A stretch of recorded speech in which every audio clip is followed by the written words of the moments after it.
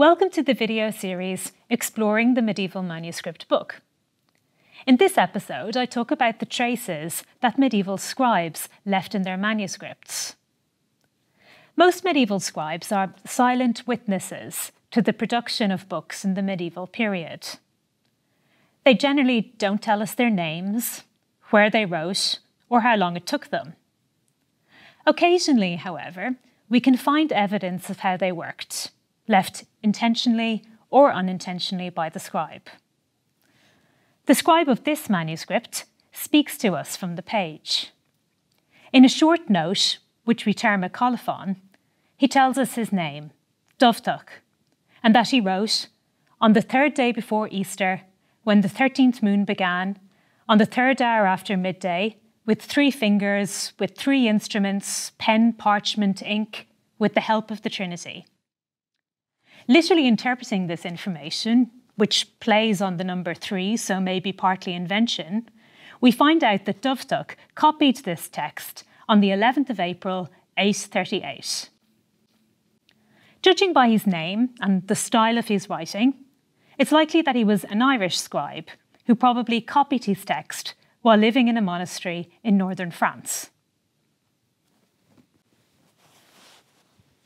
I've also selected 2 manuscripts that were copied by female scribes in the 15th century. In the first of these, we encounter Sister Elite, Lambert's daughter.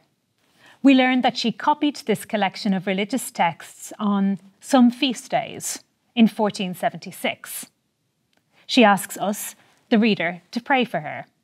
And as this other note tells us, this book belonged to a religious convent in Amsterdam. So we can assume that Elite was one of their members.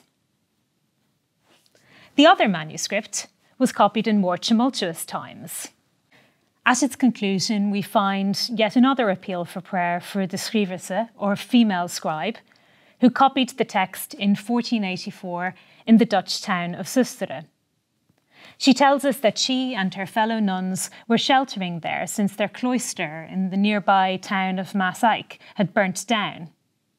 Even in times of chaos, the copying of texts could still continue. In other cases, we don't know any personal details about our scribes, but we can piece together their working practices through looking at how they copied the texts. In this case, the scribe of this manuscript, made in the late 15th century, has made a telling error. This error tells us that the manuscript, a copy of Otto van Passau's Gulden Troon, was actually made from this printed edition of the text. So let's look at how we can work this out. Here we can see that the scribe has crossed out part of the text. He or she made an error combining a phrase with one that occurs somewhat later in the text.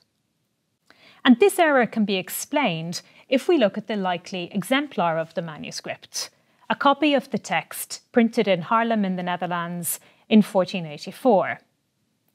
At this point of the printed book, these words, the end of this section, are found at the end of this page. However, these words, the later phrase, are found at the beginning of another page in the printed edition. In copying the text, the scribe made a simple error. He turned over 2 leaves instead of 1.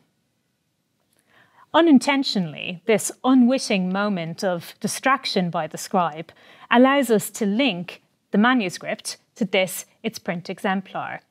It provides valuable evidence that at this point in the late 15th century, books and manuscript coexisted before print had become fully dominant. I hope you enjoyed this episode of Exploring the Medieval Manuscript Book. In the next episode, we'll talk about traces again, this time not by scribes, but by medieval readers.